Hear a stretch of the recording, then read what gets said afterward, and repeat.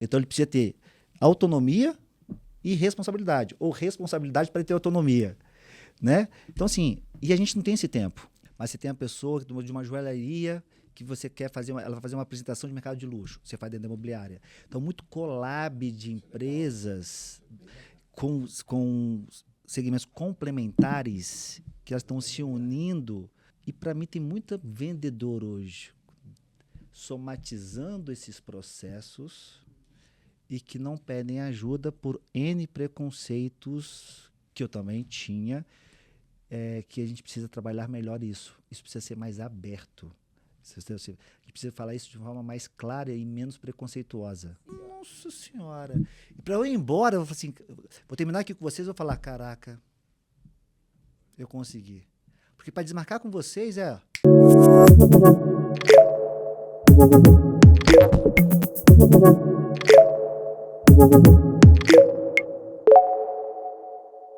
Hoje nós estamos recebendo aí um dos nomes mais influentes do setor imobiliário do Brasil, um grande amigo, um cara que eu admiro há muitos e muitos anos, que aos 17 anos ele saiu de casa, chegou a dormir no calçadão da praia e depois de uma longa jornada de muita superação, fez seu primeiro milhão aos 32 anos. Com mais de 25 anos de carreira, ele iniciou como corretor e, como a maioria, enfrentou muitos desafios e, após vencer as adversidades e atingir o sucesso, ele passou a compartilhar o conhecimento e é uma referência no tema hoje aqui no Brasil. Fundador e CEO do IQR Educação, que é o Instituto Quebra Regras, o Guilherme criou um método que ajuda corretores e gestores a venderem mais e melhor, com previsibilidade e muito menos desgaste.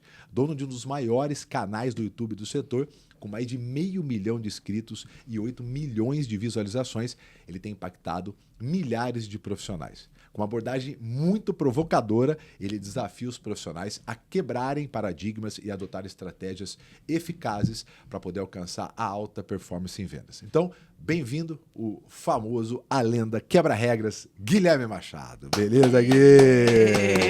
Bem-vindo! Ficou boa a apresentação, Gui? Pô, Tá sentindo queria até saber quem é esse cara. Você tem o ato dele para falar com ele? Clássico.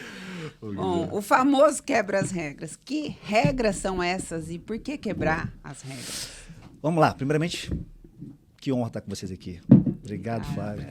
Obrigado.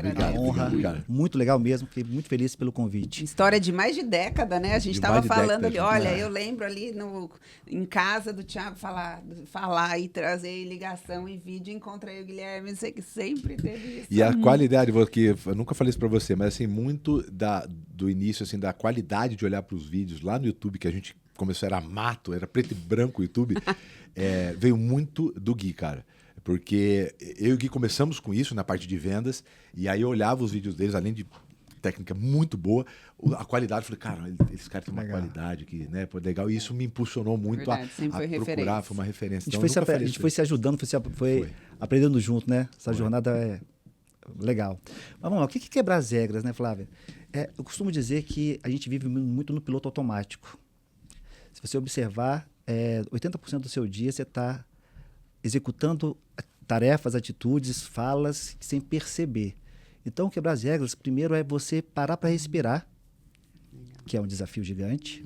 Né? Te faço uma pergunta, você respira, me ouve e responde, e começa a, de fato, questionar o que está sendo feito, por que está sendo feito, o que te levou a tomar aquela ação e decisão. Então, o quebrar as regras é exatamente questionar esse padrão e sair um pouco desse piloto automático para deixar de ser o agente executor e ser também um observador das suas ações e ampliar isso dentro de um contexto de venda.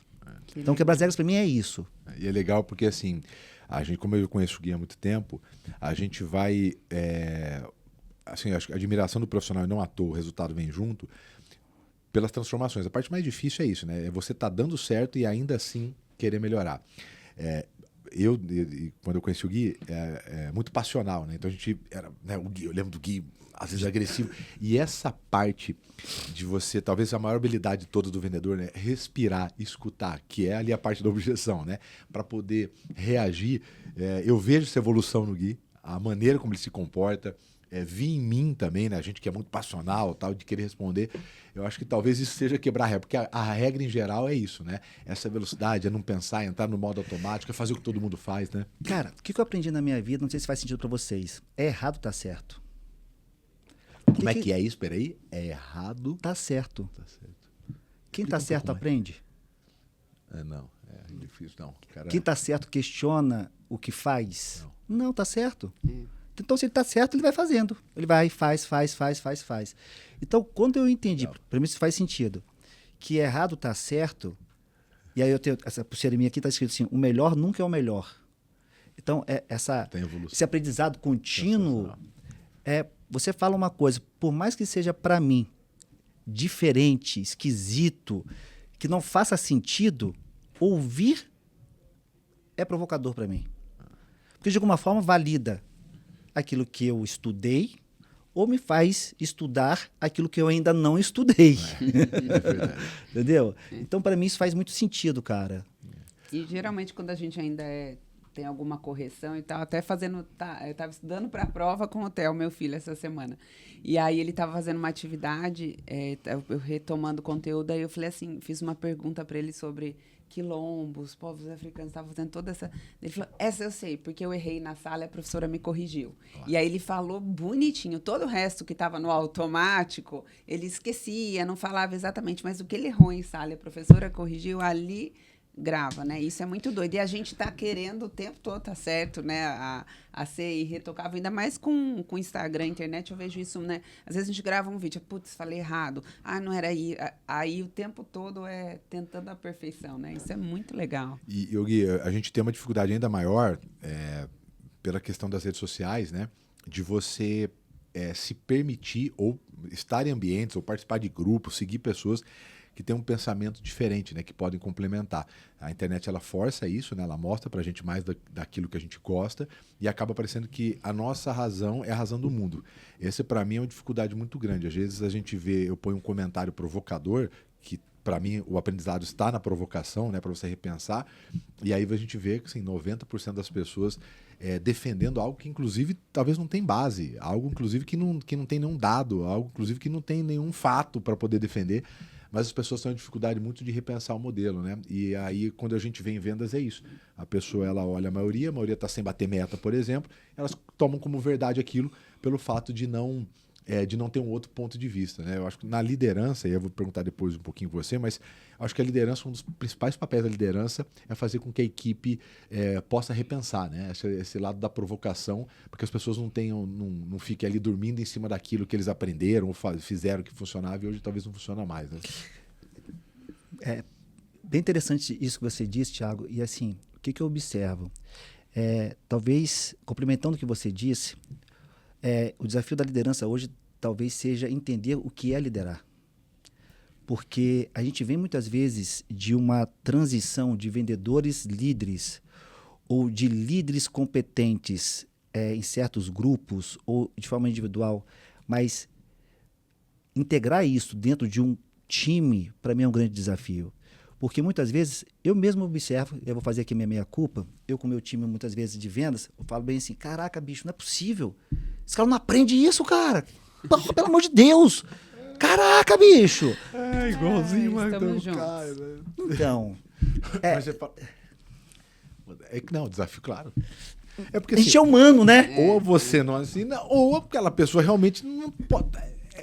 Não reclame daquilo que você permite. Isso. Você tá me entendendo? Então, assim, a partir do momento que eu falo, estou intencionando a minha impaciência com aquela pessoa, a minha reatividade com aquela pessoa.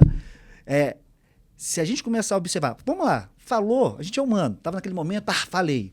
Mas depois faz um ato de olhar para o que aconteceu. Qual a sua responsabilidade sobre aquilo? Está fazendo reunião semanal, está fazendo reunião one-on-one, está fazendo follow-up, essa pessoa fez um onboard legal, está no tempo de rampagem.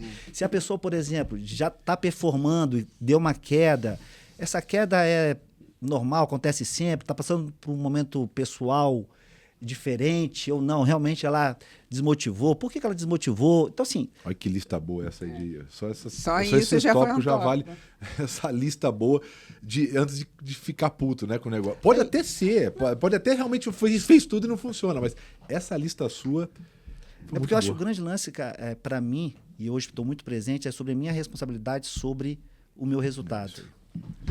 Então, onde está a minha responsabilidade? Porque dizer, e de novo, a gente é humano, Claro. mas a gente precisa trazer para a gente isso e entender um pouco da nossa jornada. Você quer ver uma coisa, Flávia? Para mim, o grande desafio das empresas hoje, quando você fala de time de vendas, sabe onde é que está? Contratação. Não, com toda certeza. E a gente está contratando rápido, mal, fazendo um onboard meia boca. Exato. Porque está com pressa. A gente está com pressa, a gente não faz um banco de talento, a gente não tem um planejamento, a gente não tem. Agora eu vou fazer. E não faz. Sim. Não espera o tempo de rampagem que deveria estar esperando, para mim, no mínimo aí uns 6 meses, para esse cara chegar dentro dessa operação, no flow dele, tendo autonomia e responsabilidade para tomar decisões que muitas vezes é inerente àquela situação. Ele precisa ser uma pessoa flexível, não é um robô. Então ele precisa ter autonomia e responsabilidade, ou responsabilidade para ter autonomia, né? Então, assim, e a gente não tem esse tempo. E aí a gente vai no gerúndio, liderando, gerindo, fazendo, verbo na ação, na emoção, e aí, bicho, você entra numa roda de rato, o cachorro entra do rabo, e a gente vê aí uma rotatividade grande, líderes insatisfeitos, e eu me pergunto, a gente está reclamando há bastante tempo das mesmas coisas e a gente não está fazendo nada para fazer diferente. Porque o playbook é legal? Resolve? Ele é meio. Sim, meio, ajuda, não resolve. Mas não resolve? Exato. Tem líder, não sei se vocês já fizeram esse teste. O próprio líder, muitas vezes, não conhece o playbook. Sim, muito. É feito, às vezes, por sei lá, né, ainda mais quando é terceirizado. Um enablement, às vezes. Inclusive, esse é um grande ponto de desenvolvimento, é o líder participar do desenvolvimento do playbook. Mas, às vezes, ele chega e já está pronto, né? Então, ele já pega aquilo no automático, a empresa não dá o tempo que precisa para fazer um onboard do próprio playbook. Ele também não questiona? E não questiona. Junto. E um grande ponto que você falou, né, só retomando da liderança, é que muitas vezes a gente como líder, e eu também me pego nisso, eu sou psicóloga, sempre tive à frente de gestão de pessoas, quanto a gente olha do percentual da performance de um colaborador, que é responsabilidade nossa. O quanto realmente eu estou cumprindo a agenda que eu me comprometi, o quanto o plano de desenvolvimento eu estou acompanhando e estou dando feedback, o quanto eu estou só na expectativa da alta performance. E muitas vezes, obviamente, é o mais gostoso. É você encontrar um talento performando, claro, o cara vai sozinho. Que está com você só troca ideia e faz pequenos ajustes na rota. Mas isso, hoje em dia... E a gente usa uma frase na empresa que a gente tem dificuldade de manter, que é cadeira vazia é melhor do que cadeira mal preenchida, mal ocupada. Legal, só que no desespero e no volume de coisas, você, põe, tá bom, né? E a outra clássica lá é, na dúvida, você já tem certeza. Você faz um processo seletivo, você sabe que tá cheirando. A gente faz há muito tempo. Tem um vídeo muito bom no YouTube, que é o cheiro do lugar. Aí você fala, não... Eu conserto e arrumo. O cara tem 42 anos, né? A família arrumou, sabe que a gente vai, vamos tentar, vai. A gente tá toda vez que... Porque a gente tem manual, você sabe como... Cara, a gente tem um manual de contratação, tem as perguntas. Toda vez que a gente pula alguma etapa, sem nenhuma exceção, deu ruim. Então, assim, é óbvio que o manual Playbook, ele... Tanto de contratação, é óbvio, você diminui a possibilidade de errar. Não tem nenhum manual que 100% de acerto de contratação, né? Até porque tem a matéria-prima também, que está desafiadora. Mas se você pula, é certeza que vai dar errado. Esse negócio, cara, eu conserto, você não conserta, cara. Se você bateu ali e falou, cara, isso aqui é ponto importante. A nota dele foi baixa nisso, ele não me apresentou isso aqui, não põe para dentro. Porque se você põe para dentro, para você tomar uma atitude, tem que estar na pior situação possível. Então o cara fica lá 5, 6, 7, 8 meses, cara, fazendo inferno, não tá performando, você não tá meio pra que ele, contando, nem pra você. Porque você faz uma reunião mensal, aí o cara, não, esse mês vai, aí é mais um mês que não vai, porque, né, ele não tem a menor ideia, você também não, e às vezes fica 7, 8 meses. Agora, quando você não tá com a cadeira, o cara fala, cara, eu preciso ajustar isso daqui, né? Mas a contratação é com certeza o principal desafio. Posso fazer uma pergunta nessa área? Posso, só terminar o que a Flávia disse aqui, que eu achei bem interessante. Eu falo o seguinte, gestor que acompanha número é gestor de baixa performance. Porque ele deveria estar acompanhando performance e Sim. não número isolado. Sim. Eu só pegando a deixa que você Sim, trouxe de exato. performance, para mim faz muito sentido isso. Exatamente. Só que a gente está, em regra, está acompanhando muito o quê? Número final. Sim. Que é o último que a gente consegue mexer. A gente não está acompanhando a performance. Uhum. O esforço. Tá né? vendo? O que mais acontece é o gestor se surpreender com o resultado que ele alcançou do time de vendas dele.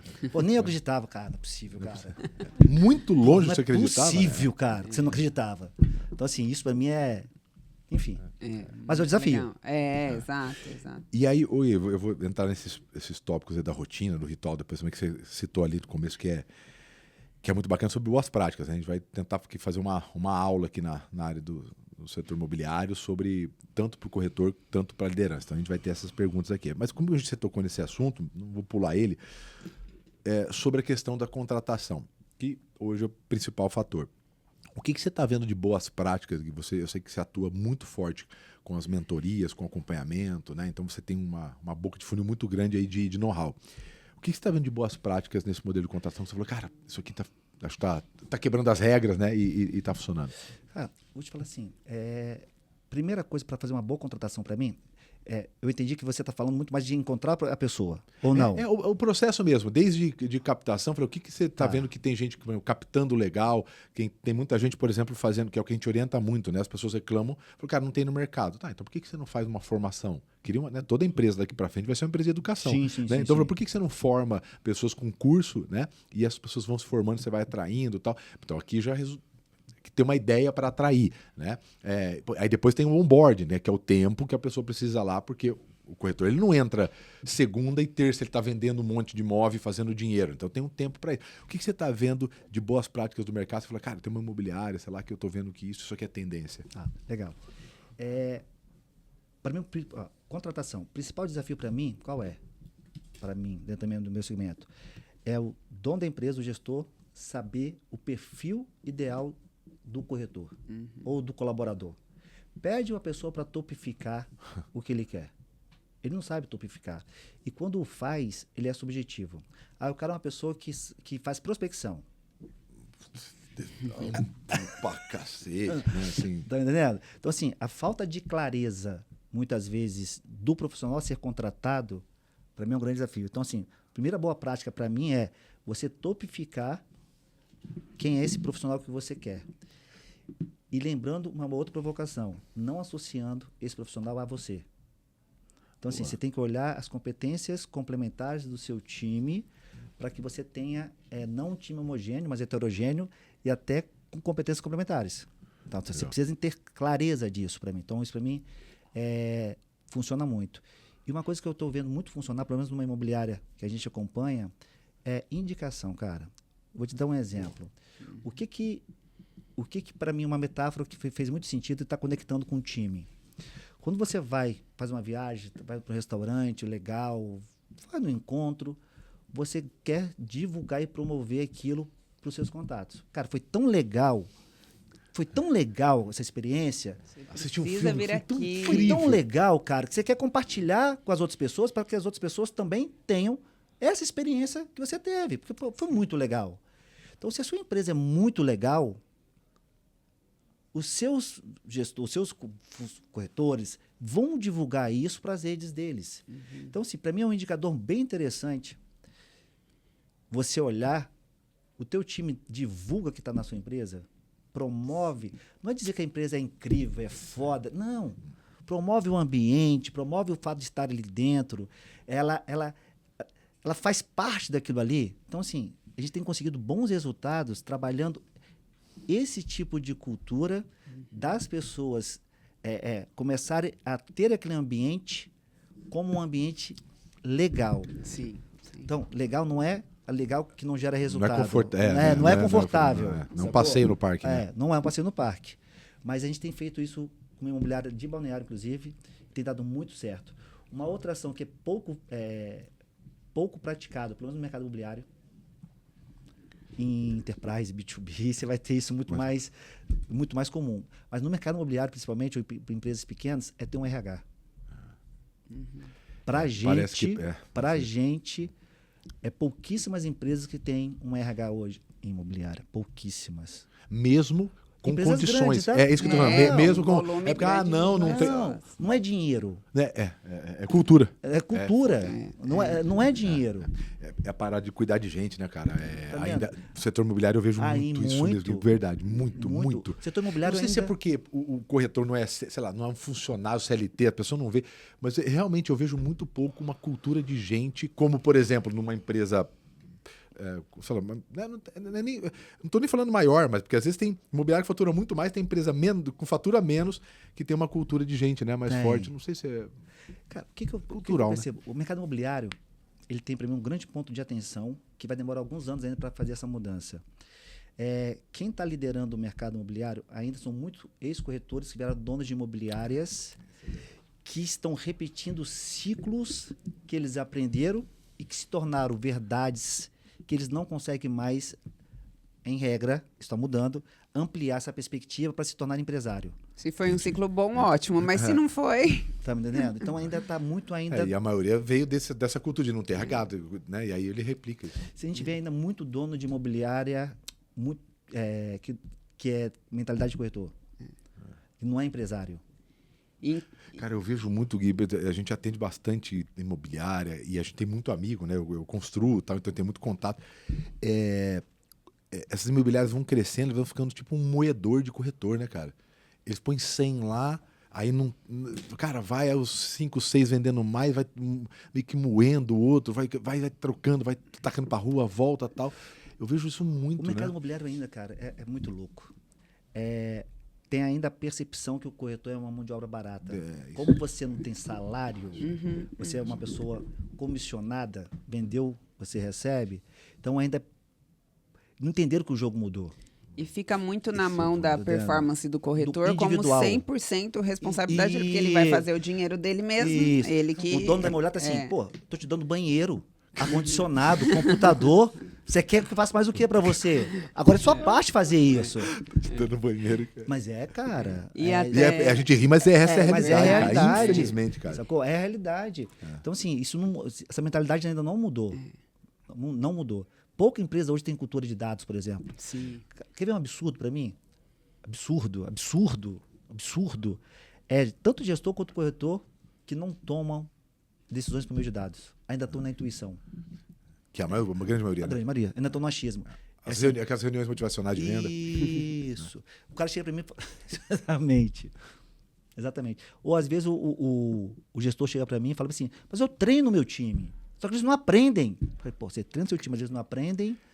Você já se ouviu, cara? Você já se ouviu? Já viu o seu treinamento? Então, assim, para mim, é uma análise de consciência mesmo. Mas não a consciência de saber fazer, mas a consciência que precisa fazer diferente. Porque para mim é o principal. Eu preciso fazer diferente. Eu não sei. Tá bom. Que bom que você sabe que você não sabe. Já é o primeiro grande passo, melhor. porque a maioria não é. Tá me entendendo? De você sair desse piloto automático, mas é um desafio. E eu até vi um vídeo seu falando sobre, né, o processo de venda no modelo antigo, muito focado no produto, e que agora, cada vez mais necessário ser focado no processo. Como que é isso, assim, na prática, pensando aí no corretor? Legal.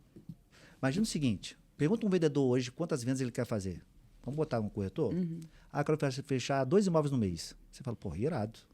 2 imóveis no mês, baita de um resultado. Aí você pergunta ele como. Aí ele não sabe responder.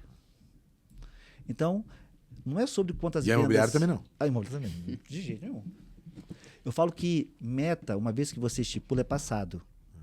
Meta é passado. Quero fazer 2 vendas. Beleza. Esquece a meta agora, vamos para o como agora. Quais são as atividades que você precisa fazer que, uma vez executadas, vão deixar você próximo dessa meta? Segundo, quais são os indicadores de performance que você faz? Eu gosto muito de uma metáfora que eu falo o seguinte. Eu gosto de acompanhar performance semanal. E eu falo que indicador é como se fosse placa sinalizadora. Eu vou daqui para o Rio de carro. Se eu não encontrar na estrada, depois de algumas horas, Rio de Janeiro, X quilômetros... Rio de Janeiro a X quilômetros, você vai dizer, caraca, bicho, tô na estrada errada. Você precisa dessa placa sinalizadora para indicar que você está no caminho certo. Verdade. Então, quais são as placas sinalizadoras da sua estrada para dizer que você está nesse caminho certo? Muito legal. Então, assim, para mim, a grande sacada é essa. É você saber quais são as atividades. Ah, vou prospectar. Tá, quantas prospecções? Quantas Quantas ligações você precisa contatos? fazer para falar com um cliente? Quantos clientes você precisa falar para você gerar um agendamento, uma reunião? Quantas visitas você precisa fazer para gerar uma proposta? Sacou? Então, assim, não sabe. Não sabe ler um... Cara, você vê uma coisa, você está em 2025. A gente está discutindo aí CRM ainda. Não, assim, discutindo porque Tá a vendo? grande maioria não tem, né? Não assim, tem. Aí o pessoal fala assim, Guilherme, mas eu não preciso mais porque agora o AI vai botar as informações automáticas no CRM. Vai. Pô, irado. Você sabe ler? É. Você vai acompanhar? Antes de você ligar para um cliente, você vai voltar lá na notinha que a IA fez para você. Então, assim... não, mas agora a inteligência artificial vai me dar o script para eu falar. Irado. E a forma como você vai falar, e a emoção que você vai impor, e o respirar que você vai ter que aprender a utilizar. Então, aonde que está você nesse processo de desenvolvimento integrado à tecnologia ou não, para que você atinja o seu resultado? A dificuldade que eu vejo, Gui, é sobre premissas, né? Então, por exemplo, beleza, o script está lá, mas qual que é a base? Né? A palavra para mim é fundamento. Como venda é muito pouco estudado, falta fundamento. Então, por exemplo, o cara quando fala, eu tenho um outro apartamento em outra região que eu estou dando uma olhada, eu vou ver em outro lugar, não sei se é o momento. Aí ele, decora, aí passa lá mas falta o fundamento. Quer dizer, por que acontece, por exemplo, objeção? Entendi. As pessoas geram dúvida por quê? Por que elas têm medo sobre a informação? Como que eu aciono um gatilho de medo ou não, ou de urgência ou não? Falta fundamento. A liderança, a mesma coisa, falta fundamento. Pô, qual que é o fundamento? Eu quero que o líder quer que as pessoas batam meta. Quais são os fundamentos da meta? Que é o que você falou. Quantos contatos eu preciso falar? Qual que é o histórico disso? Qual que é a minha base que eu tenho? Eu tenho base disso? Tenho 50%. E os outros 50%? Vou buscar no mercado. Então, o que falta quando a gente vai conversar, e eu acho que você deve sentir isso, é fundamento. Né? Fundamento na liderança. Gostei da palavra. Fundamento, né? As pessoas não têm um fundamento. Quando elas têm um fundamento, elas conseguem compreender a transformação. Senão, ela decora. Aí o cliente fala A em vez de B, aí é a mesma objeção, só que ele usou B, ele não sabe. Ele foge daqui. É como se fosse decorar um script para um teatro, né? Se ele não entende o contexto, falta muito fundamento. Porque quando a pessoa entende fundamento, não é possível que ela não olhe para o negócio e fale, cara, com fundamento é muito mais fácil. O CRM é um fundamento. Né? É um fundamento o quê? Dos dados, das informações. Pô, como que eu vou trabalhar daqui a um tempo? Como é que eu vou automatizar? O cara não consegue lembrar que daqui 3 meses ele tem que entrar em contato de novo. Eu preciso de um CRM, para o CRM voltar e gerar atividade para mim. Acho que falta muito fundamento porque as pessoas não entendem. Mas o imobiliário, e eu atendo de tudo, você sabe, desde de frango até software e tal. Thiago, você sabe que eu te conheci na internet num vídeo, coincidentemente ou não, de você fazendo uma palestra pro Cresce. Foi o meu primeiro vídeo, porque na época não se filmava aquilo. Caraca, 2011. Bicho, eu falei, quem é esse cara? 2011. Vendas não acontece por acaso. Cara, eu quero de Bauru. 2011. Bicho, eu falei, sim, eu tava começando. 2011? 2011. Eu comecei em 2012. Assim, eu fiquei assim, hipnotizado naquele vídeo. Esse vídeo foi, Até hoje, né? Até hoje. Ainda, né? Nossa, é verdade. Que 2000, eu acho que foi o primeiro vídeo assim que eu lembrei mais que agora comecei a realizar. Então, você vê, a gente atua em tudo quanto é área. Mas é impressionante de novo, assim, para você é uma maravilha, não à toa por isso que você tá rico pela competência, mas pelo mercado. Porque, cara, é um mercado de muito dinheiro, mas muito dinheiro, e como ele é distante dos fundamentos. Muito. Porque você olha outras operações. A Flávia fez a carreira toda em multinacional, foi gestora multinacional. Então, assim, para ela, beleza, ainda mais. Mas mesmo, tira as multinacionais, o que acontece no setor imobiliário é tão júnior os fundamentos, num mercado com tanto dinheiro. Eu olho isso como uma baita oportunidade. Sim. Né? Mas eu imagino você que vive inconformado, só... mas a gente vê como oportunidade. Mas tudo. Desesperador. O que é fundamento? Prospecção, abordagem, pós-venda, cuidado com gente, onboard, manual, modelo... O fundamento de uma empresa. Como dá para fazer tanto dinheiro no setor imobiliário, mesmo sendo tão júnior, né, cara? Assim, você deve olhar, deve ser... Caraca, isso aqui é muito... Isso aqui tem um baú de diamante aqui. Mas é isso, cara. E como é fácil mexer, né? Como é fácil mexer no ponteiro, numa imobiliária, cara, olhando isso aqui, o cara faturando sem nada. Por isso que eu acho que por isso que você tem uns resultados também, assim. Porque você, cara, eu acredito que as pequenas 3 imobiliárias meses vão engolir as grandes. Sim. Porque assim, esse ciclo vai mudar, cara. Precisa né? mudar. Precisa mudar. É louco, bicho. O mercado imobiliário é muito ruim. E você vê uma Mas nova onda. Para ser ruim, lá, falta muito ainda. Não, e não adianta ficar bravo, tá? Você tá escutando isso aqui, não? É muito ruim. É dados, né? Eu tô trazendo um caso, não é? É muito ruim. Mas para ruim falta muito. É muito. Entendendo? Mas tem gente boa. Cara, é exceção ou regra? Exceção. Então vamos trabalhar com a regra. Só confirma a regra, né? Exceção confirma a regra. É muito ruim. Então, Cara, assim, precisa fazer uma mudança e vai acontecer. Mas não vai acontecer porque o mercado quer de dentro para fora. Vai acontecer porque vai de fora para dentro, vai acabar. E você está vendo o pessoal novo que está vindo, porque o pessoal novo está vindo até pelo próprio acesso, né, a informações, Você viu que a profissão de corretor de imóveis, pela Forbes, é a segunda maior profissão mais buscada na internet, segunda Forbes, foi esse corretor de imóveis. Isso é agora, né? Agora, recentemente. Eu vi na hora que eu vi isso, eu falei, caraca, então, cara, que legal, velho. Mas a atratividade financeira é muito grande, né? Então, assim, a profissão ela vai passar por uma mudança, vai passar por uma transformação grande. Acredito que a gente vem aí com um processo de educação, de conscientização. Está entrando muita gente já mais acadêmica, com uma mentalidade mais... Isso. Que vai virar esse ciclo, cara. E vamos pegar... Claro. Você me lembrou aqui eu lembrei aqui uma coisa sobre contratação. Tem uma imobiliária em Juiz de Fora, chamada Souza Gomes. Você conhece eles? Cara, mas é muito diferente, né? Eles são muito diferentes. Né? Eles fazem muito bem o brand deles, né? Eles conseguem construir uma marca tão forte, tão forte, tão forte. As pessoas querem... É tão sexy. A marca é tão sexy que todo mundo quer trabalhar com eles. Eles têm uma fila hoje de quase 200 corretores para trabalhar com eles. Enquanto está todo mundo querendo corretor para contratar, eles têm fila de corretor para trabalhar com eles. E eles fizeram isso que você falou, assim? Eles trabalham... Employee Brand, chama, né? Eles fazem isso, né? É muito forte. E até nesse modelo de indicação, que nem em 2 das empresas que eu já trabalhei, tem inclusive remuneração para quando você indica e a pessoa começa a trabalhar lá. E tem uma remuneração por retenção daquele colaborador que você indicou. Então, você vai lá e tem um amigo para trabalhar. Você ganha R$500 se seu amigo comparecer aqui e tiver o perfil, né? For aprovado no processo seletivo. Beleza. E se ele ficar 1 ano, você ganha mais R$2.000. E aí, isso fomenta também 2 coisas. A responsabilidade de quem indica. Fala, putz, se eu vou indicar, eu quero ganhar uma grana extra, eu vou indicar gente boa.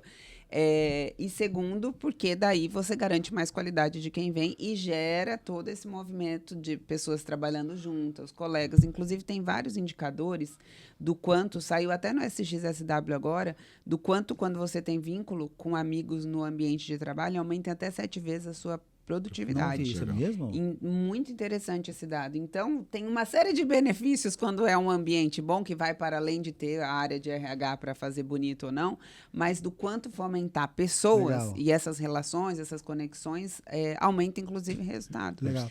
E uma dúvida que eu queria perguntar é sobre... esse perfil, a gente está falando, a gente está no lado negativo aqui, de que está difícil.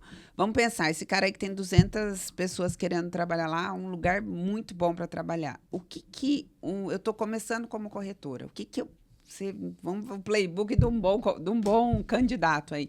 Quais as características e o que é que tem, como se desenvolve uma pessoa para ser um bom corretor? O cara que vai contratar, né? Você olha e fala, cara, qual em geral é um perfil do corretor ideal, assim? Que você corretor ideal? Que você olha porque em geral, assim, fala, cara, putz, isso aqui é um cara bom para colocar aqui dentro. O Guilherme Machado tá contratando lá, né? O que você olharia, assim, para um cara para trabalhar no seu imobiliário? O que eu olharia hoje?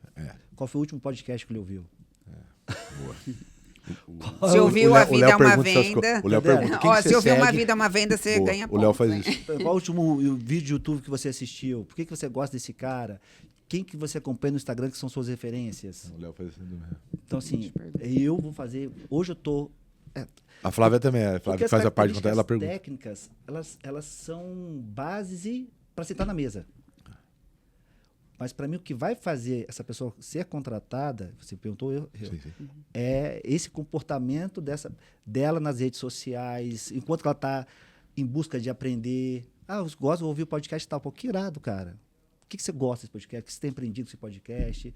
Então, assim, É essa troca, para mim, de comportamento que está fazendo a diferença hoje. Porque às vezes no momento, isso é uma Eu vou coisa te dizer, vou até fazer a minha culpa, minha incompetente aqui agora. Eu tenho uma artista no meu time que tem um podcast e que eu não sabia. Eu Verdade. fiquei revoltado. Olha lá. Tá vendo? Mas é isso que eu tô te falando. Então, assim, bacana. às vezes, cara, você tem gente dentro do seu time e às vezes eu tá olhando características técnicas que estão sendo executadas, que estão batendo meta, mas tem características comportamentais e não é só de socialização com o time, mas dentro da individualidade dessa pessoa que poderia estar sendo desenvolvida para integrar o seu time melhor que aquele próprio ambiente de trabalho. Você falou de que quando você tem afinidade com conhecimento, você aumenta 7 vezes o resultado. Então, imagina começar a ter uma troca de aprendizado com esse time, mas de uma forma de fundamento, com disciplina, com tudo. Exato.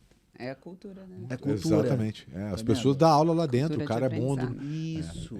Sente-se reconhecido. Não necessariamente porque esse cara vai virar gerente, não, Não, é sobre não, isso. não. Vai virar gestor, Compartilhar conhecimento. É. Como é que faz uma boa prospecção? Às vezes você tem um cara muito bom de prospecção ali que a resposta está nele. A Então Flávia, esse cara põe para mesa. a Flávia quando era na Stoller, que tem, ela fazia esse trabalho, inclusive Sim. a gente depois até, eu acabei fazendo com o pessoal da Aerofarma, que é um modelo de mapeamento de o Das que é competências. um funcionário. Vamos pegar o vendedor, no caso, o perfil do vendedor ideal, entre competências, e mapear na turma. Eu lembro que você fez isso lá, né? Mapeou todo mundo. E aí, dentro do mapa, ela fez um desenho de cruzamento. Então, por exemplo, cara, o Thiago é muito bom em prospecção, o Guilherme também é vendedor e ele não é bom. Então, o Guilherme vai conectar com o Thiago. E aí ele cruzou Entendi. todas as informações de quem tinha habilidades dentro, porque ninguém melhor para explicar Legal. um negócio do que alguém que está fazendo no mesmo lugar que você está fazendo, só que bem feito.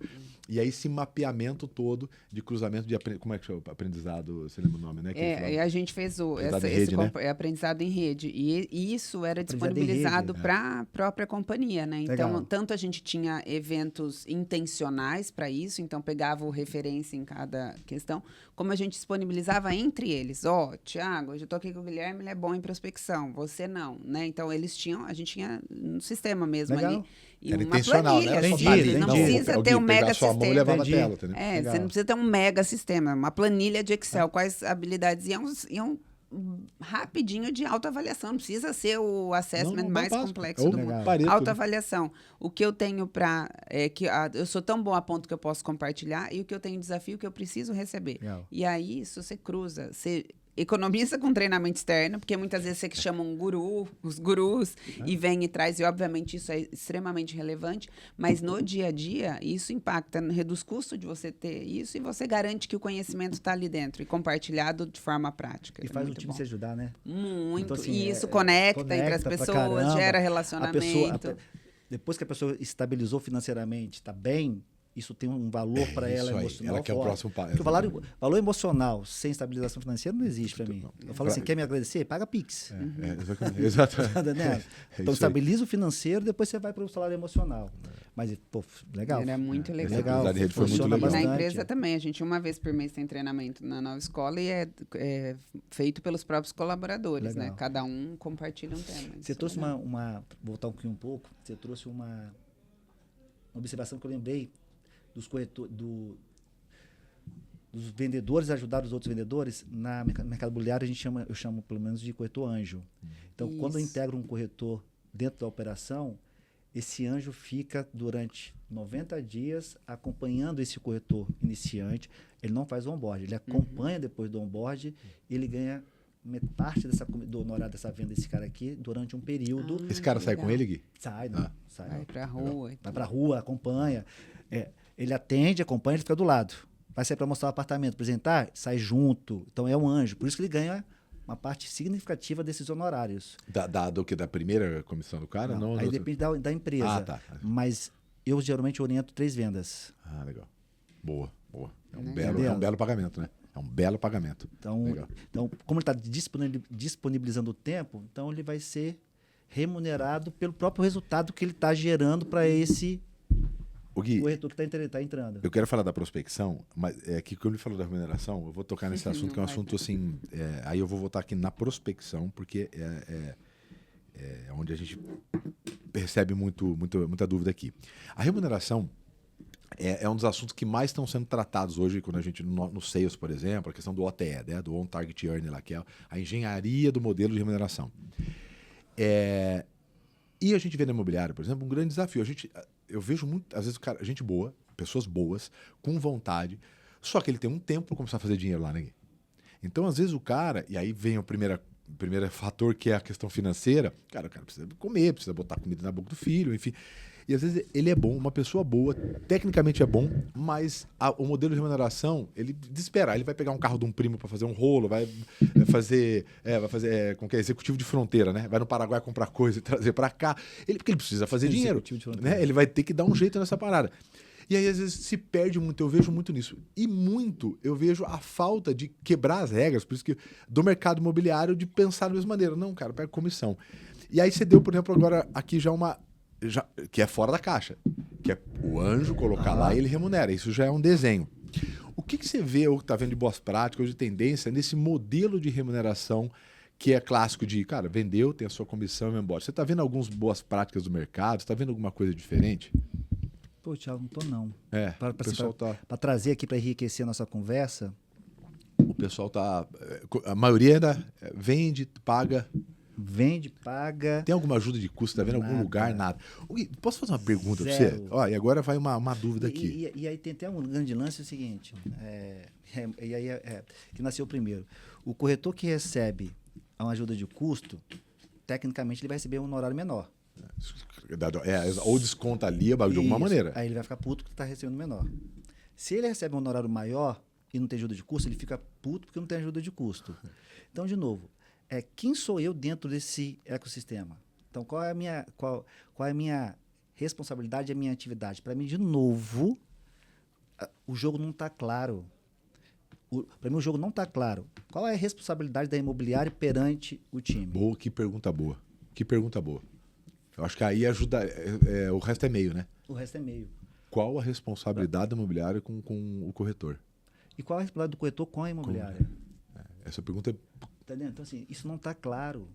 Isso não está Cara, essa é uma pergunta muito boa para fazer na mentoria para os donos. Exato. Cara, isso aí leva uma tarde inteira de discussão. Que beleza de pergunta. Tem os papéis e responsabilidades bem definidos, né? Porque isso aqui junta com a parada da prospecção. Porque uma coisa que eu queria muito levar, Gui, até se você levar isso à discussão com o seu grupo, eu queria muito que você depois me trouxesse.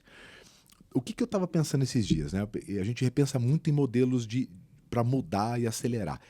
Aí eu falei, um monte de gente reclamando isso. Cara, mas aí entra, sai muita gente e tal. Aí eu falei, qual que é o papel da imobiliária? Aí eu tava lá perguntando imobiliária, cara, quanto custa? Olha, pega essa linha de raciocínio aqui, eu queria muito que você levasse e trouxesse depois a resposta. Quanto custa hoje um lead para uma reunião de uma imobiliária, de um móvel de médio padrão? Sei lá, quanto custa um custo de aquisição para levar? 2, 3 mil reais, R$1.000, sei lá, Para uma visita? Cara, o interesse, sei lá, vamos colocar 2 mil, é um número mais ou menos mercado, é o que o pessoal me passou das imobiliárias que teve lá. Então você pega R$2.000, né? Beleza. Só que aí a gente vai na prospecção. Cada vez mais a gente está gerando a questão do inbound, eu vou perguntar daqui a pouquinho como está essa divisão e o que você vê de geração de oportunidade, mas em geral isso aqui nós estamos falando aí entre inbound e outbound, tá? Isso aqui em geral não é tão previsível. Né? Porque no outbound na prospecção ativa no inbound você não tem previsibilidade. Só lembra de explicar para a audiência. Inbound é o lead, exatamente. É o cliente que entra em contato. Então você faz uma campanha, mostrou lá o imóvel, eu quero saber mais disso. Pum, ele clicou, o corretor, enfim, a imobiliária recebe isso. O outbound pego a minha lista, vou atrás fazer uma oferta. Então eu prospecto de forma ativa. Então esse inbound, esse recebível, custa R$2.000, sei lá, de tráfego entre ruas, equipe lá, em média. Então, R$2.000 para alguém sentar do lado com perfil. Quero um imóvel isso, assim. Para fazer uma reunião, não estou falando de fechamento. Cara, R$2.000. E eu não tenho previsibilidade.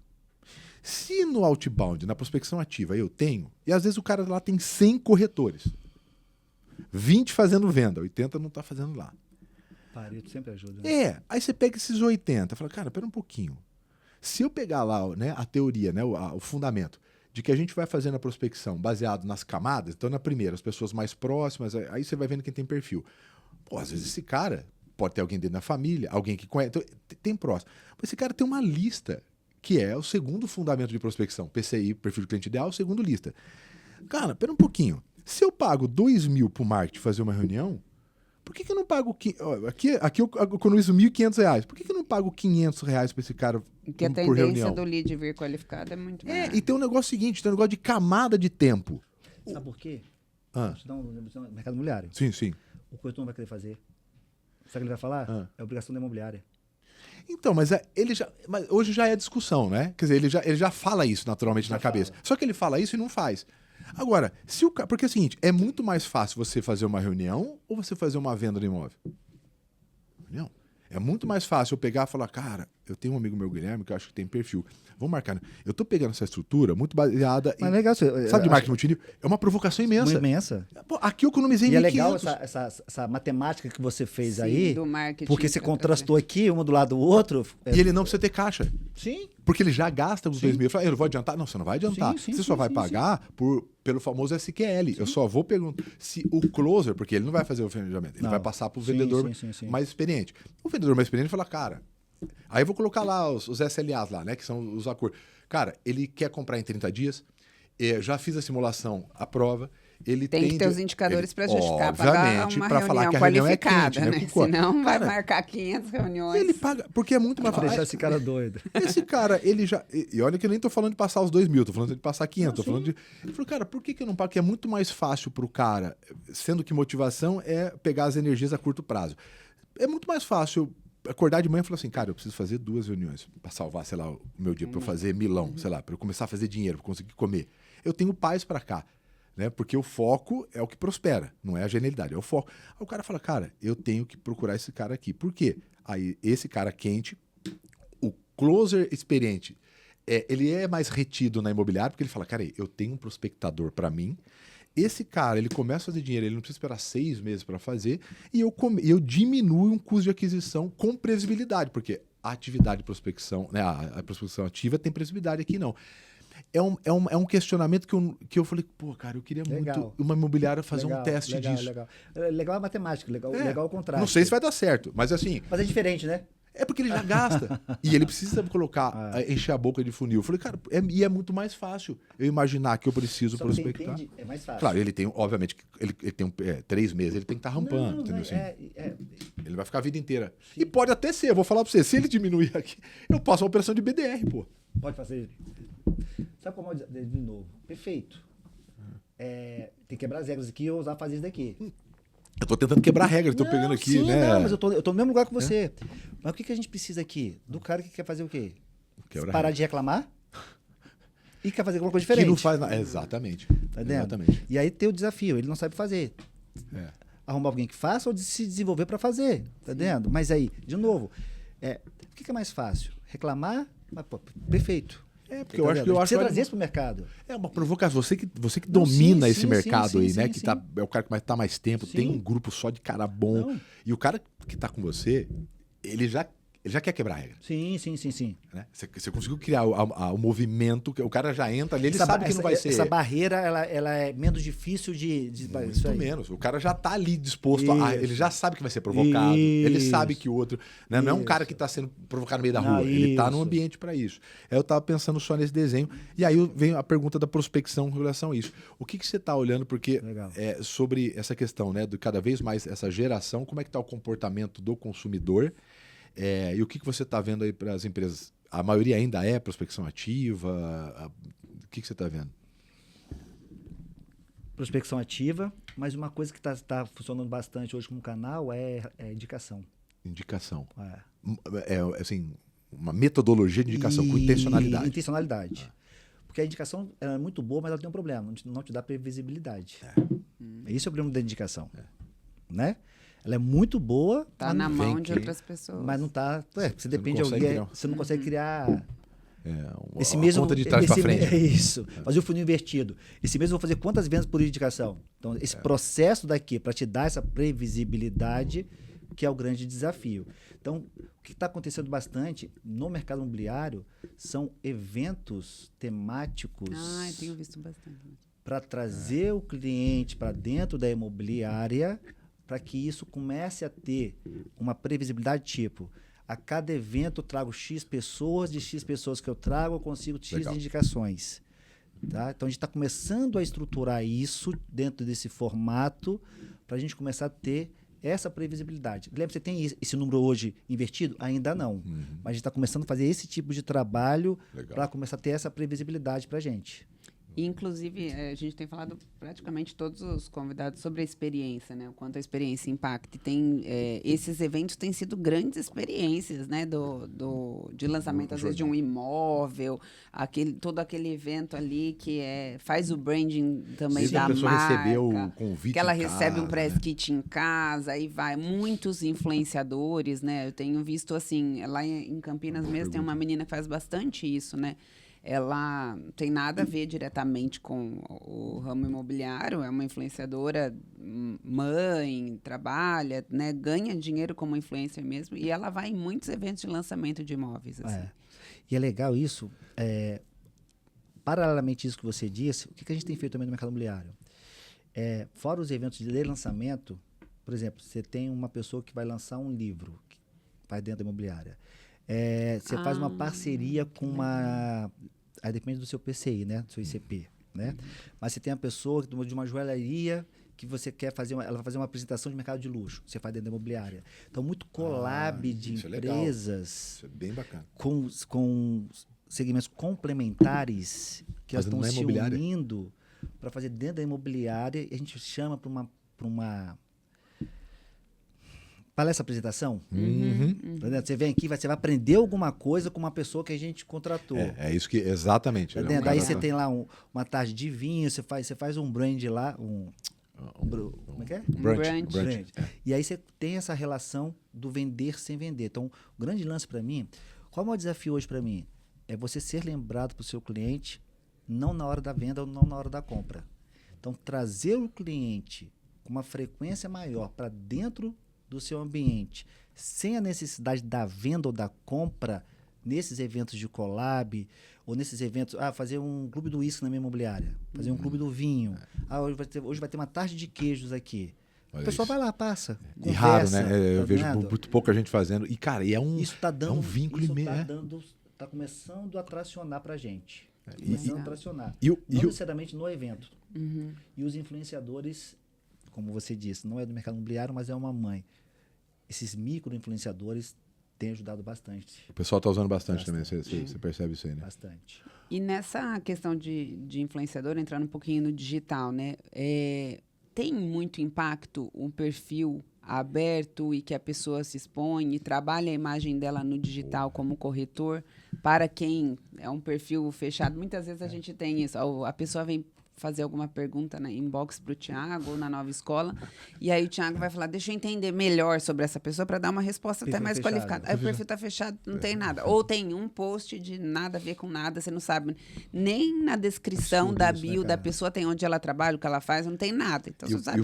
Esse é o analfabeto, né, cara? Então, qual é o impacto da dedicação do digital para o corretor? Gui, complementando a pergunta da Flávia, eu faço na palestra, faço uma brincadeira, 3 coisas que eu não compreendo, né? Que eu ainda brinco lá com o pessoal. Muro alto em cemitério, como que o Brasil perdeu a Copa 2002 e corretor com o Instagram fechado. São 3 coisas que eu ponho lá, o cara, porra, é verdade.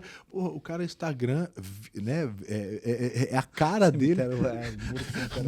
Muro alto em cemitério. E o Instagram fechado. Qual que é o impacto disso? E dicas, né? Porque como você faz isso há muito tempo, dicas que você daria para o corretor? Assim, o corretor você fez a brincadeira, eu acho que foi perfeita. O corretor com a conta fechada e sem um posicionamento, porque hoje o Instagram virou cartão, antigamente era, dá seu cartão. Abre o Instagram. Hoje em dia eu vou te indicar uma pessoa, você fala assim, qual é o Instagram dela? Né? Então, como você está sendo visto pela sua sociedade? Né? Se você é percebido como um profissional, e não é ter uma conta de Instagram somente de produto, né? Aquele panfleto digital. Explica pra gente. E é engraçado isso, né? Porque são coisas que a gente fala, todo mundo fala, e parece que as pessoas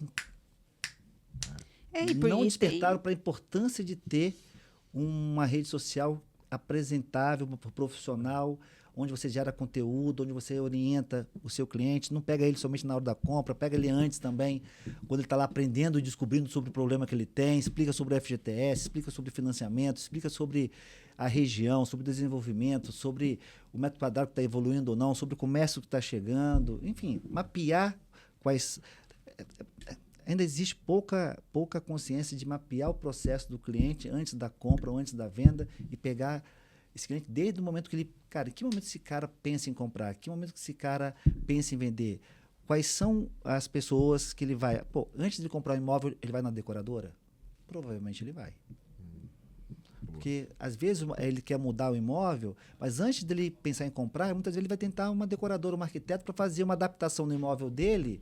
Porque uma mudança não é só, exemplo, vou pagar mais 50 mil para ter uma vaga. Não é mais 50 mil. Você vai pagar muitas vezes pela vaga mais 200 mil, mais 300 mil. Então, dependendo do imóvel, o valor menor. Então, são esses pensamentos, esse mapear a jornada do cliente, até para você ter o posicionamento nas suas redes sociais. Até para saber o que postar, né? O que postar. Você falou do PCI, né? Do ICP. Quem é o seu perfil de cliente ideal? Você fala com todo mundo, não fala com ninguém? Você tem isso mapeado? Cara, isso é pouco visto hoje no mercado. É intencionar. É fazer com intenção. Esse mapeamento te dá a resposta do que você... porque imagina que comprar um imóvel é o centro. O que está em volta disso? Né? Por exemplo, pegar hoje com juros muito altos. Eu sei porque como eu construo lá, eu tô com minhas casas lá emperradinhas lá, preciso vender lá, viu? Corretores de Bauru, pô, faço um trabalho melhor. E claro, tá desafiador, né? Você, casa de valor maior, e aí com juros muito altos, tá muito complexo. Se esse é um desafio, por exemplo, você vende, né, com padrão médio para alto, por que não falar, quais são as alternativas nesse momento aí que você quer comprar, mas o juros está alto? Você pode gerar essas informações, quer dizer, já é do conhecimento. Ah, Thiago, mas eu não sei. Então, você tem um problema gravíssimo, porque esquece o Instagram, você vai ter que conversar com o seu cliente, e o seu cliente vai chegar uma hora e vai falar, pô, não sei, mas o juros está alto. Quer dizer, você vai ter que contornar essa objeção ou orientar e educar ele para isso. E ajudar, às vezes é uma objeção genuína. Assim, ele não sabe, ele assim, cara, como é que eu faço? Isso, tem outra alternativa? E às vezes entender que de fato não tem. E tudo bem, explicar sobre isso. Então tudo bem, não tem alternativa. Porque quando você tem clareza que não tem alternativa, pelo menos você sai do sofrimento, né? Mas você vê a sacada, como não adianta, se não for inconformado, né, parada. Aí eu fuço, aí eu escutei uma sacada muito legal de um cara falando isso. Falou, cara, o imóvel sempre vai ser bom. Sabe por quê? Ele tá falando sobre divisão de um cara que faz holding e tal, divisão. Ele falou, por quê? Porque é o seguinte, com juro alto, o preço tem uma tendência a cair. Porque o financiamento você tem que ajustar para o cara, se ficar muito lá em cima e tal. E a hora que está com facilidade, né, do crédito, e aí como tem muita gente comprando mais, você sobe o negócio. Então você sempre vai ter um imóvel no momento que o juros está bom, mas o dinheiro fica... E ele fez essa conta básica. Então, pô, né, às vezes pode ser um bom momento. Gente que está disposta a... que quer comprar, tem gente que quer liquidez, o cara está disposto a baixar o valor porque ele quer liquidez que o juros está alto, o cara que está querendo comprar de qualquer maneira. Então, até esse entendimento, essa linha de raciocínio para você ajudar, porque às vezes não está claro na cabeça. Pô, é verdade, cara, talvez um bom momento agora para ir comprar, porque possa ser. Só que assim, é nesse momento que a gente vê quem é profissional e quem não é, né? Mas não é profissional porque está vendendo, é profissional porque está educando, porque sabe conversar, sabe dialogar. Entendendo? Sabe analisar mercado, sabe quem está comprando. Cara, quem vai comprar imóvel hoje? É o cara que vai financiar imóvel? Não sei, com esses juros, talvez, né? Tá entendendo? Talvez sim, tem a portabilidade. Tá, legal, portabilidade. O que é portabilidade? Como que o cara faz portabilidade? Qual é o custo que ele vai ter lá na frente para fazer uma portabilidade entre bancos para amanhã se tiver um juro menor? Então, é tudo dúvida, exatamente. É muito simples. É muito subjetivo, cara. Faz portabilidade. Você pode fazer portabilidade. Educa o cliente o que é a portabilidade, mostra para ele como que funciona, quais são os custos que vão ter futuros dessa portabilidade ou não, e mesmo com os custos, o quanto que vai ser beneficiado com uma taxa de juro menor. Então, sim, essa análise mais de médio e longo prazo falta no mercado. Gera segurança, né, para quem compra, né? O Gui, tem eu até vou pedir pro pessoal depois na edição colocar, que eu lembro que eu comentei, a gente riu junto, tá? Que tem os vídeos, você faz uns vídeos muito provocativos, né? É muito bom. Qual que é isso? E tem do qual dos, né? Que é aquela que você fala lá, quando atender, não fala bom dia. Cara, viralizou. Não, tudo bem. Não fala tudo bem. Cara, viralizou num nível aquilo lá. Assim, tinha uma proporção gigante, cara. Cara, sei lá, tinha 30 vídeos desse com React, cada um com 1 milhão. Eu falei, cara, o Gui acertou a mão. Viralizou, né? Mas um monte de React viralizou muito. Eu falei, cara, o Gui... E sabe o que foi irado agora? Você conhece o Renato Albani? Sim, conheço. Ele soltou um vídeo agora, acho que foi semana, aqueles recortes dele, falando exatamente que quando você pergunta, tudo bem, ninguém te ouve. Ele fez a piada exatamente. Mas você usou isso aí? Você Ainda pegou? não. Tem que usar, cara. Tem que usar, porque aquela ficou muito. Foi. Muito. E aí, cara, os caras pegam. Ô, você Eu não fiquei tá tudo conhecido bom? como Vai te cara do catar, tudo seu bem. cachorro safado, vagabundo. Isso. Cara, explodiu. Isso foi muito bom dessa aí. Porque essas quebras de paradigma, né, que a gente usa muito, né, de perguntar ao cara na loja, de posso ajudar, né, essa é muito teste, né, que vocês fazem, tal, muito e obviamente viraliza, tal, mas essa provocação de quebrar o status quo, que foi acho que a primeira resposta sua lá, que talvez seja o maior dificuldade, porque você falou, né, esses casos que você trouxe está aí para o mercado, mas 99% das imobiliárias elas não saem da rotina, né, mesmo o cara apertado, mesmo vendo que não está melhorando, é a dificuldade que ele tem de parar de fazer o mesmo, né? Tá todo mundo todo dia reclamando das mesmas coisas. Pode observar. Não acha gente. Qual é as maiores As mesmas dificuldades coisas. que os gestores ali não na encontra na corretor, mentoria? não encontra vendedor. E quando encontra, você explica e ele não faz o que você pede, que é a venda no colo, não quer prospectar, não quer ligar para cliente. Então, assim, mas aí, de novo, qual é a minha responsabilidade? Eu tenho um planejamento de ligação. Na minha contratação, eu falei para essa pessoa que ele ia ter que ligar. Então, você não tem essa disciplina, você não tem essa clareza do que precisa ser feito. Então, a reclamação é impressionante mesmo. Eu pegar isso aqui só uma frase que eu já fiz, que deu uns cortes e, obviamente, a pessoa não deixa eu explicar o resto, mas eu falo, para a gente que é vendedor, quanto menos a gente tiver que pensar, melhor. Isso aí. Parece, quando eu falo do outro, cara, mas você está falando que não pensar. Não, se pensar, melhor ainda. Mas por que não pensar? Quanto mais claro, por exemplo, eu tenho uma geração de lista, né? Eu tenho 4 pessoas amanhã.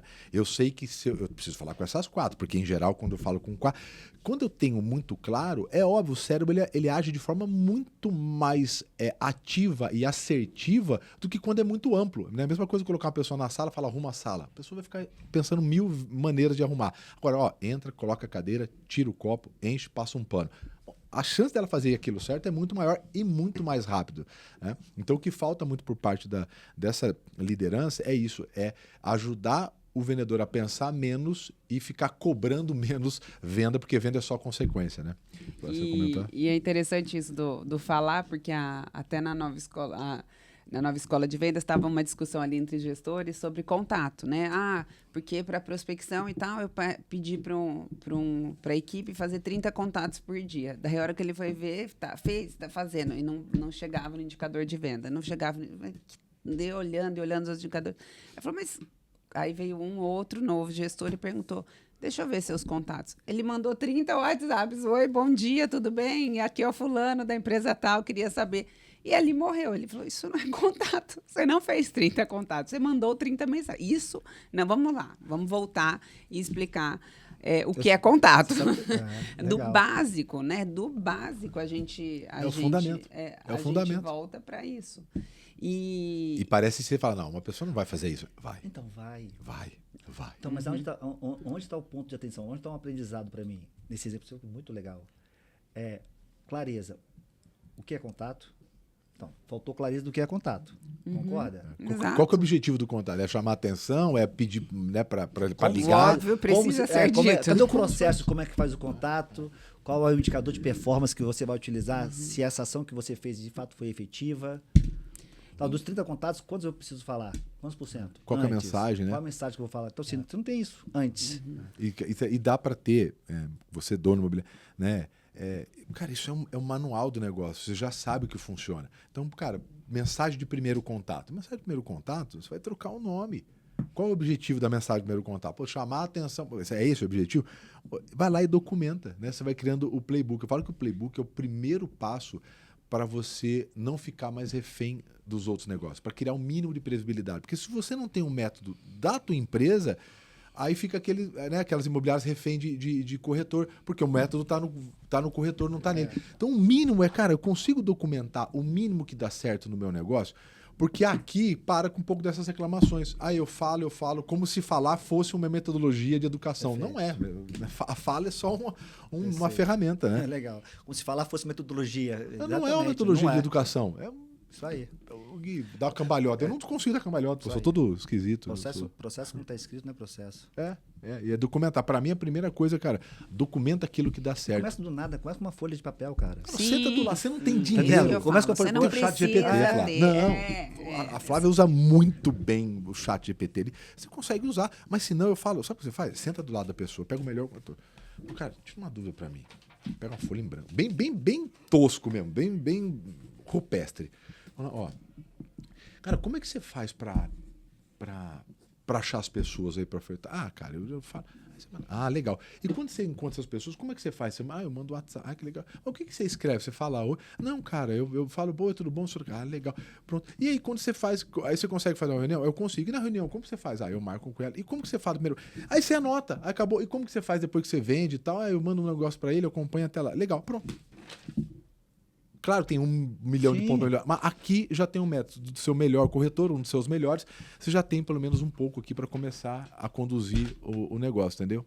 Para mim Agora, tirando uma senão dúvida. O melhor é contratar, fecha a conta, né? É barato você contratar uma empresa boa para criar playbook. Colocando a lente do corretor agora, né? Que vocês estavam trazendo um ponto que eu estava aqui pensando. Não é um mercado que eu tenho muito conhecimento, a menos por ser atendida por péssimos corretores.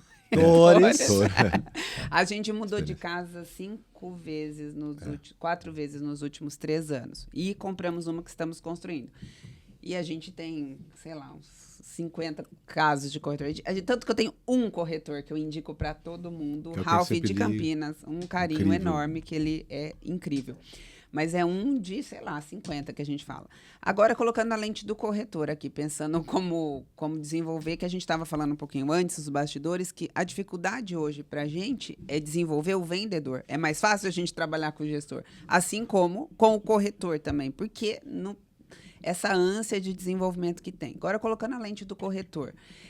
E considerando agora essa questão da previsibilidade financeira, que vai levar um tempo para ele ganhar o dinheiro, como é que começa? Eu quero fazer uma transição de carreira ou eu sou sei lá, tô começando a minha vida, meu sonho é ser corretor. Trabalho numa loja de sapato, né? Um vendedor que era o corretor. Qual é o planejamento que a pessoa precisa fazer? O que ela precisa levar em consideração e como que ela se desenvolve para chegar numa corretora e falar, eu sou iniciante, mas eu sou um bom corretor, eu estou aqui para performar bem. Legal. Vou dizer para mim que o maior desafio hoje de uma transição de carreira de um profissional para o mercado imobiliário é saber o que um corretor faz. Porque muita gente está associando o corretor simplesmente como vender imóvel. Abrir porta de imóvel. Então, falta essa prospecção, então, se falta esses fundamentos, então falta clareza para mim, para quem faz a transição. Um outro ponto que eu entendo que é interessante geralmente quem faz a transição para o mercado imobiliário, em regra, é o cara que está frustrado na profissão dele. Então, existe uma transição de frustração para você ir para o mercado imobiliário. O corretor de imóveis é uma profissão técnica. Então, você precisa fazer o TTI, que é o técnico em transações imobiliárias. Que vai demorar aí 6 meses para você ter o diploma, para você depois você tira o CRESSE. É como se você for meio administração, tem que tirar o CRA. Eu fiz a provinha toda lá, CRESSE São Paulo. Você fez? Fiz. Thiago tem até CRESSE já. Você tem CRESSE? Não tenho mais, mas eu fiz. Já teve. Já tive. Né?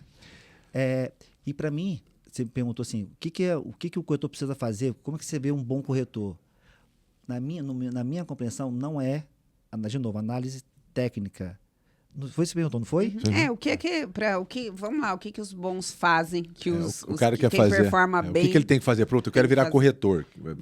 Sei lá, primeira já está frustrado, já é a primeira coisa. A primeira coisa aí aí tira, tem que ir no TTI. Faz o TTI. Pegar uma escola de TTI para você fazer o diploma. Uns 6 meses, mais ou menos?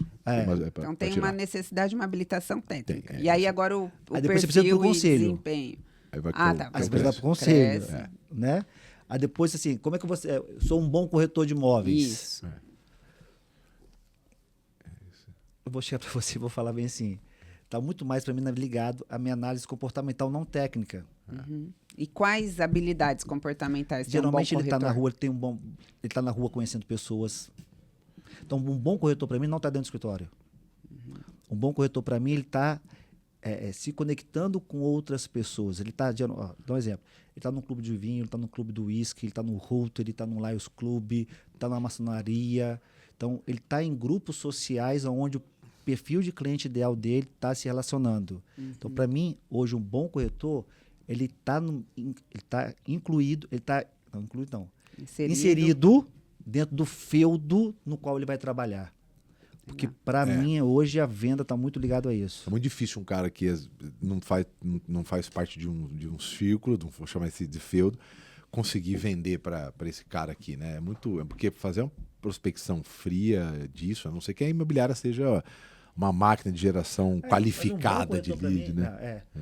Ele está muito bem, ele está jogando tênis com o PCI dele. Então, essa pessoa, para mim, é um bom corretor. O técnico é primícia para ser o corretor. Né? É mais fácil, Gui, começar talvez com imóvel, até por complexidade, decisão de compra, com imóveis e até pelo próprio ambiente que ele frequenta com imóveis de padrão. Porque todo mundo quer trabalhar alto padrão. Claro, eu quero vender com a mais margem possível. Você tem que começar sempre no fio do que você se encontra. Legal. Legal. Boa dica. Se você está num ambiente boa dica. de pessoas que você se relaciona com um poder aquisitivo alinhado, mais fácil vender para esse grupo. Até pela primeira camada de relação. Você vender num feudo que você não é reconhecido como o feudo dele, né? Não, e é um investimento do imóvel, não é um tênis, né?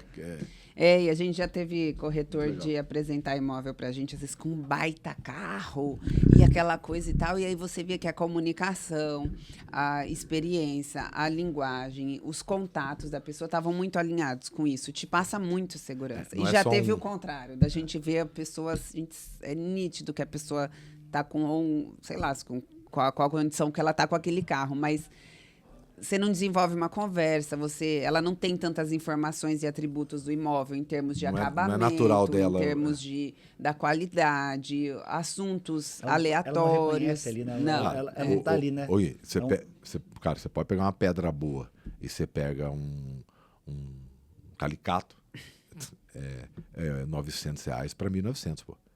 Você pega uma casa grande, entendeu? O cara não... A hora que ele faz a conta, o cara tá... Cara, isso aqui é uma pedra. Isso aqui é R$1.200 a diferença por metro quadrado. Você põe o que tem pedra aqui, tem 70 metros. Você entendeu? O cara, a gente viu vários isso. Aí chega lá, tipo, tudo Eletromec, por exemplo, lá, cara, uma geladeira Eletromec, 60 pau. Então, o cara não, entendeu? Ele não pega o detalhe. Ele não fala que o seu imóvel é caro. Exatamente, ele não vai empilhando valor no negócio, sabe? Um detalhe desse, um acabamento, e aí você vê claramente. O reconhece isso. Isso, é natural, o valor o cara que agrega, né? Ele bate o olho ali. Ele reconhece, isso é importante para ele, ele sabe reconhecer. Faz muito E ele consegue ir empilhando o valor, o valor, né? E um ponto extremamente importante é o planejamento financeiro, e a gente tem a EQI, uma grande parceira aqui, que nos abriga, né, nessa segunda temporada do podcast. E a EQI, assim, tanto que a gente vai ter agora no nosso canal lá, um programa de EQI só sobre para as pessoas começarem a trabalhar, fazer renda passiva. Porque um dos principais desesperos, e aí a gente tem vários estudos, a gente tem lá, o Gaziri trouxe, sobre o principal impacto em desequilíbrio, que é o financeiro. Né? E o vendedor tem isso, o corretor talvez seja o profissional mais clássico. Né? Ele não faz uma projeção de dinheiro, queima, e aí o Aristóteles falava lá, né? O provável é o que acontece. O cara no desespero, a tendência dele fazer uma cagada, uma coisa certa, a probabilidade é muito maior dele fazer algo errado. Então, e é algo que eu construí na minha vida. Eu sempre fui muito preocupado, porque não é? Você conhece bem aí e eles conseguem entender. Para mim, a curadoria deles é a melhor parte, tá, o Gui, assim, de entender. E a compreensão humana que eles têm na relação com os clientes dela. Os assessores. Para fazer o atendimento, o investimento customizado, personalizado. O que o cara quer, em quanto tempo, qual a realidade legal. dele. Ele faz um planejamento bem na compreensão humana do ganho que ele vai ter no tempo. Então, assim, sou muito fã da EQI. E até o Juliano esteve aqui com a gente, ele estava falando sobre que é o os fundador desafios, da EQI, o fundador da EQI, dos desafios da nova geração em relação à possibilidade de compra de um imóvel. O quanto está custando hoje um imóvel de 70 metros quadrados aqui em São Paulo? A gente estava vendo ontem que corretores, acessem o Thiago. Não faz agora, vai ver uma churrada lá. A gente estava vendo os flats aqui. Você sabe que o mercado financeiro e imobiliário tem muito a ver, né? Muito. Tá fazendo uma baita muita collab. Muito. Porque geralmente quem tira dinheiro no mercado financeiro vai para o imóvel, e geralmente quem não está no imóvel vai para o mercado financeiro. Exatamente, a minha realidade. Minha realidade. Se o mercado imobiliário acordar para fazer boas collabs... Exatamente.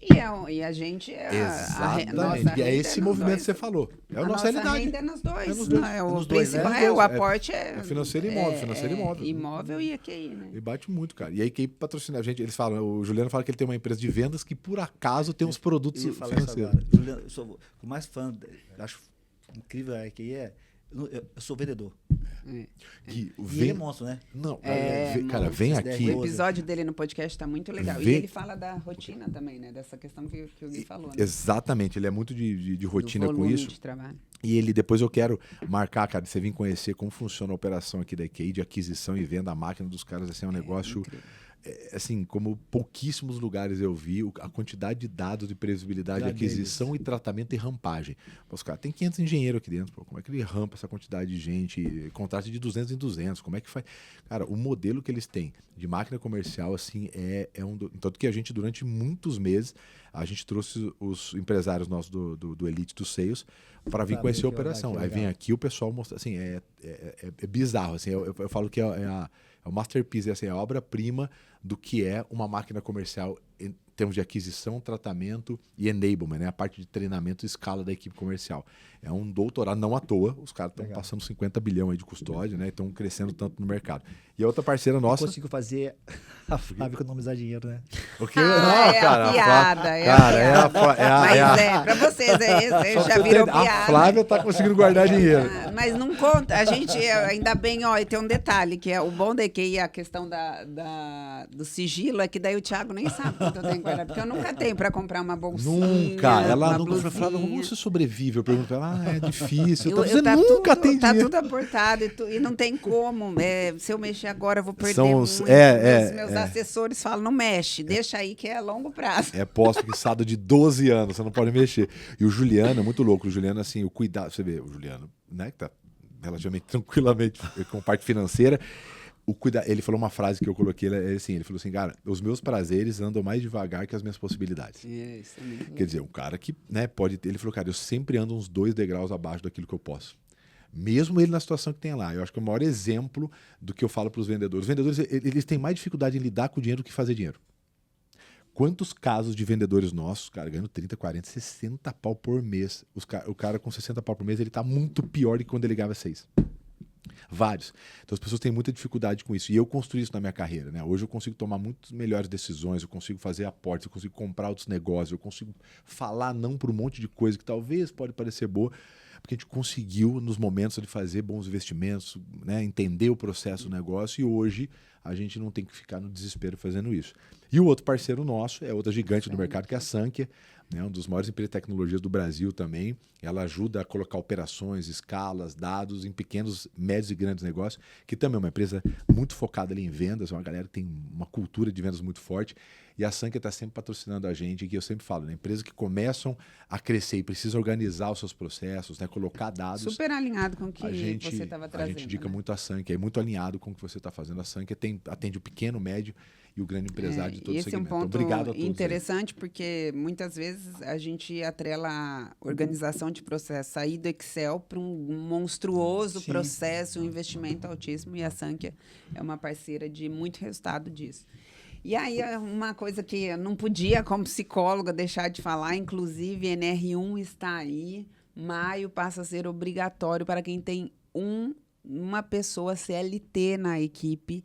Os cuidados de saúde mental, inclusive, é um tema que a gente precisa trazer aqui, porque vai fomentar muito isso, né? Porque a gente tem inúmeras normas regulamentadoras para quem tem empresa, mas a partir de uma pessoa CLT, você precisa ter cuidados de saúde mental por uma questão de crescimento realmente nos indicadores de saúde, né? A OMS trabalhando fortemente quanto a isso. Lá no SXSW trouxe isso, e alguns dados interessantes que tem aqui. Nos últimos 10 anos, aumentou 136% os casos de burnout. E a partir desse ano, de janeiro desse ano, começou a ser oficialmente considerado como uma doença ocupacional. Depressão o Brasil é um país com mais casos na América Latina e a gente tem um histórico muito interessante seu, né? Tem um post icônico seu de um... poucas vezes na internet eu vi um coração tão aberto num nível... E aberto num nível até do tamanho do texto, do tanto que você escreveu, porque muitas vezes a pessoa ainda faz tudo isso estrategicamente para a gente ter... precisa ser curto, precisa ser direto, as coisas que eu vou falar precisam ser estratégicas ali para pegar a pessoa. Eu falei, eu senti tanta verdade naquele post que não teve limite de caracteres, não coube na legenda, depois foi para os comentários e se estendeu sobre um momento icônico que você viveu aí, sobre essa questão de burnout e depressão. Como é que foi isso e como você identificou, primeiro, esse momento na sua vida? Eu tô em processo de depressão, né? Uhum. E o processo de depressão é uma luta diária para você sair de casa. Você tem um diagnóstico de depressão Sim, crônica? Sim. Uhum. Com acompanhamento psiquiátrico, tomando remédio.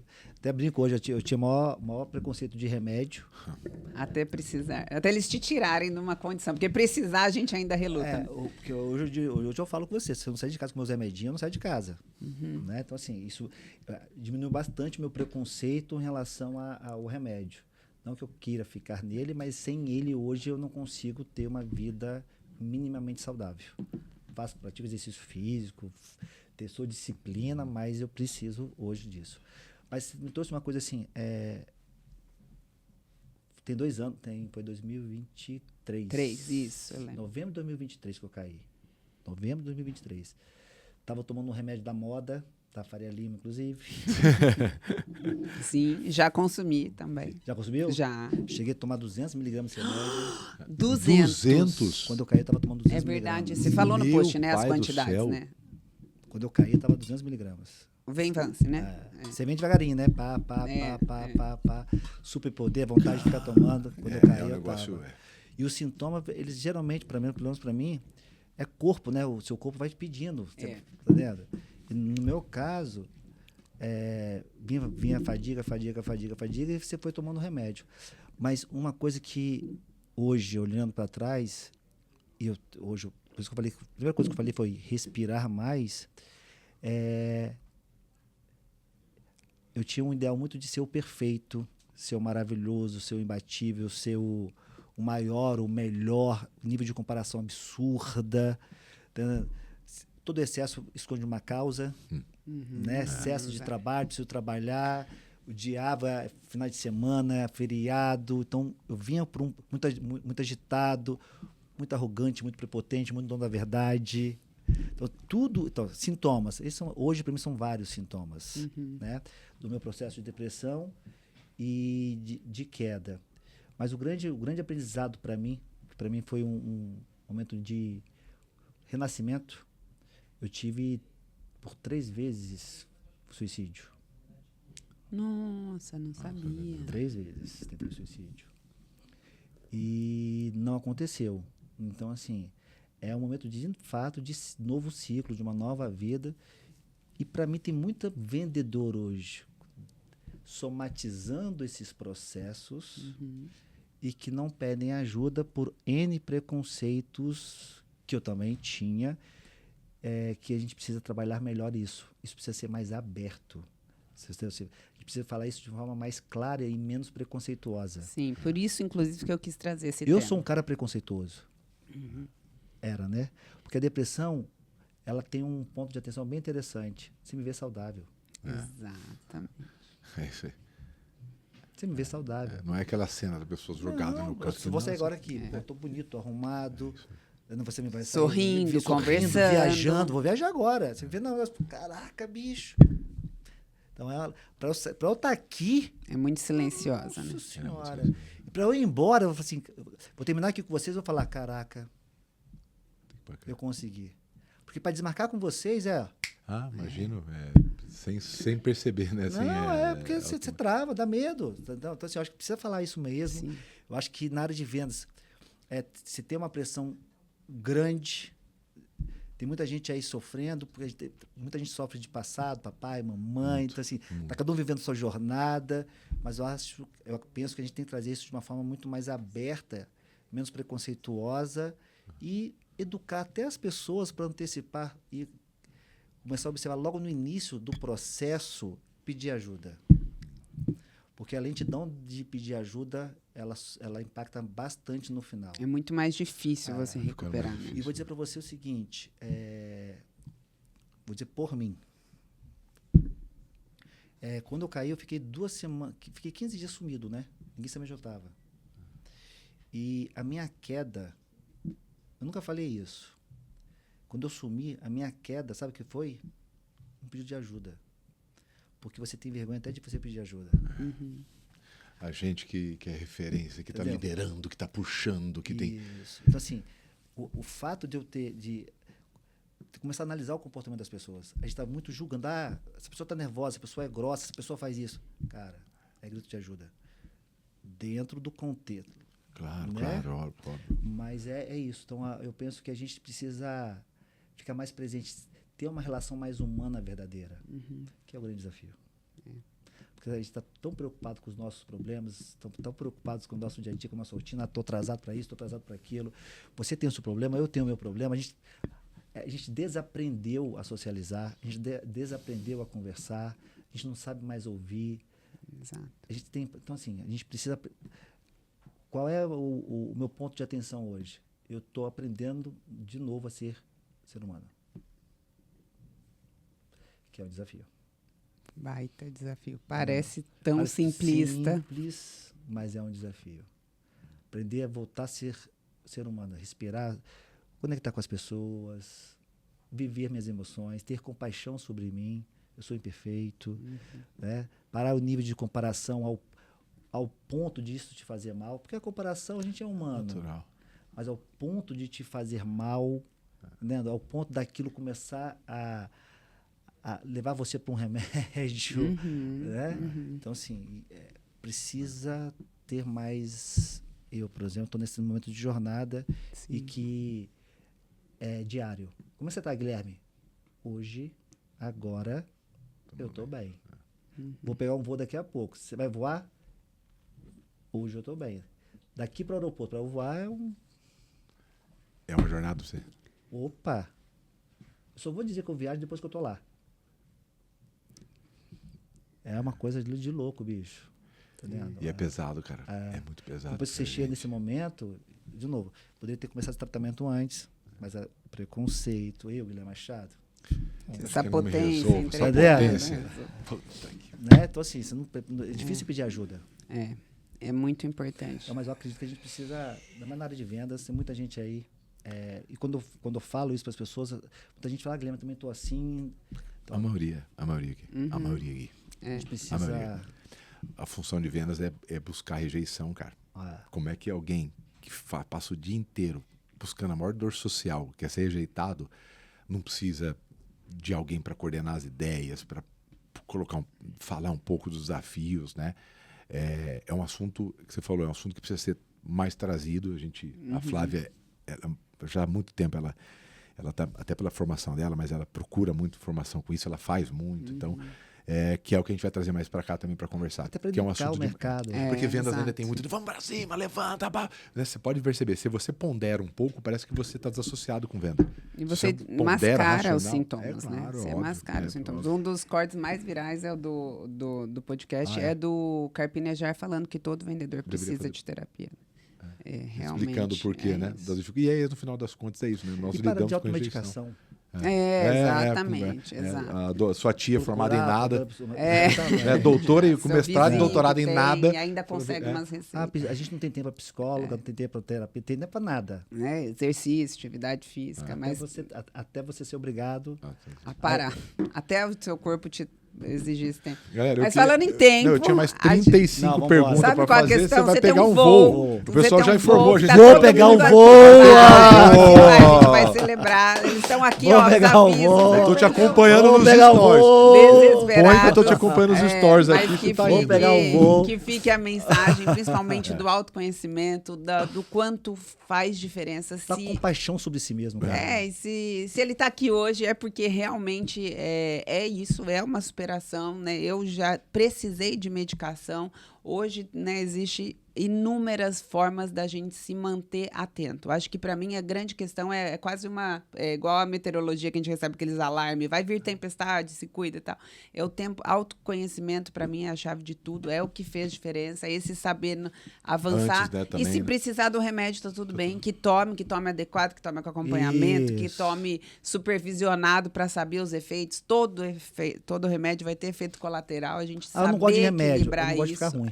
Exatamente. Vamos Exatamente. abordar mais sobre isso, mas muito Obrigado, eu obrigada. que Foi agradeço. maravilhoso. Irmão, obrigado, assim, viu? Obrigado, nossa, viu? obrigada Muito bom por te receber abrir aqui, tanto velho. de todos Valeu, os obrigado temas, aí. Foi uma uma honra aula. estar com vocês. Obrigado gente por ter que vindo aí, né? agradece. Com o desafio todo, Pois ter vindo com a é. Uma gente honra aqui, estar com cara. vocês. Obrigado pelo convite e parabéns pelo trabalho de vocês. E eu tô mais honrada ainda por você não ter desmarcado. Isso foi a Conta. vitória. Tô muito honrada, de verdade. Eu Isso é uma sei, vitória. eu já passei por isso, já tive, eu preciso até contar sobre isso. Eu sei o que é vencer E as isso. pessoas não entendem. E eu sei o né? que você Porque tá sentindo. O meu Obrigada. desmarcar seria uma mentira pra vocês, você sabe, Sim, né? Essa que é a honra. É lógico. É e, óbvio, tá tudo. é. E a gente ia entender, porque é uma loucura a agenda e Tá faz vendo? Não sei o quê, parte. mas E não nem ia é, saber, porque não se ia, fosse porque não qualquer é, desculpa tá vendo? sua, Não faria é, sentido não é. em termos de... Tá vendo? Não é. É simplesmente uma fuga pra não passar por um momento de encarar e... Mas... E tá aí em cima um montão de gente. Mais uma vitória, Valeu, gente. obrigado. Bora, Valeu. gente. A Nos gente vemos se vê na próxima semana. Valeu.